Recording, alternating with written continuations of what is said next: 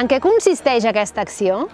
Doncs es tracta de recuperar les varietats agrícoles tradicionals de l'Alt Penedès, amb la idea de totes aquelles llavors d'horta, de llegums, de cereals i també parlem de fruiters que s'havien cultivat típicament a la zona del Penedès i que ara mateix estan bastant en risc de desaparició, és a dir, que estan cultivades per uns pocs hortolans, la majoria grans, que estan fora dels circuits comercials, doncs que puguem saber quines són aquestes llavors, com es cultivaven i quin era el seu interès gastronòmic, per tal de poder recuperar aquest patrimoni genètic, aquest patrimoni cultural, i perquè el dia de demà aquestes varietats puguin tornar a ser cultivades.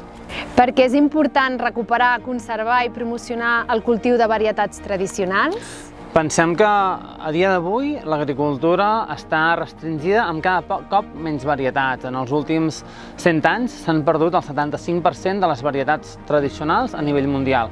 Què vol dir? Quan anem a comprar tomàquets a la botiga, al mercat, al supermercat, doncs és probable que pràcticament siguin les mateixes varietats. Això fa que a nivell culinari tinguem un empobriment de què podem fer servir a la cuina, però també fa que siguem molt més vulnerables a plagues, al canvi climàtic, perquè si a tot arreu plantem el mateix, no a tot arreu les condicions climàtiques són les mateixes. Per tant, què necessitem? Varietats que s'adaptin a les condicions de cada indret, que a més ens vinculin amb aquest patrimoni cultural, amb aquesta gastronomia. Tot això ho tenen les varietats locals i en canvi és el que hem anat fent desaparèixer de les varietats modernes, on el que s'ha buscat és productivitat, perfecció a nivell visual, a costa d'aquests altres trets adaptatius que ara s'han demostrat tan importants. Quines característiques fan que aquestes varietats s'adaptin millor al clima actual i futur?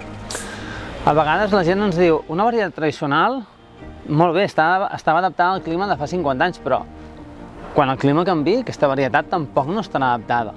I la resposta és que segurament que sí, perquè quan plantem una varietat no tradicional, tots els tomàquets són iguals, totes les tomaqueres són iguals.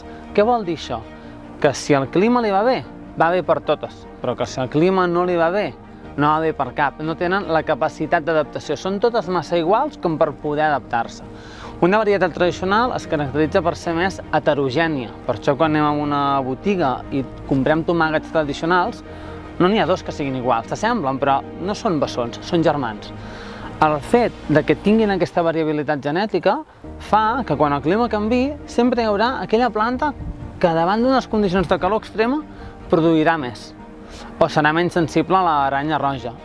I si estem atents a això, què farem? Anirem seleccionant i guardant llavor d'aquell individu que s'adapta millor a les tendències climàtiques futures. Per tant, mica en mica ens permetran anar obtenint una varietat que es va adaptant, com han fet en els últims 100, 200, 300, 400 anys, en les condicions climàtiques canviants.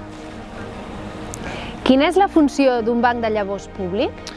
Un banc de llavors té la missió de conservar aquest patrimoni genètic com a font de sobirania alimentària. És a dir, a l'Alt Penedès fins ara hem recuperat més de 120-130 varietats. Necessitem que aquestes varietats el dia de demà es tornin a cultivar, les puguin plantar els pagesos que fan horta, els que fan llegums, els que fan cereals. Perquè això pugui passar, necessitem tenir conservats aquests recursos genètics, aquestes llavors. I aquesta és la funció dels bancs de llavors públics o privats. En aquest cas es tracta d'un banc de llavors impulsat des de l'administració pública. Sense aquests recursos genètics no tenim aquesta capacitat d'adaptació.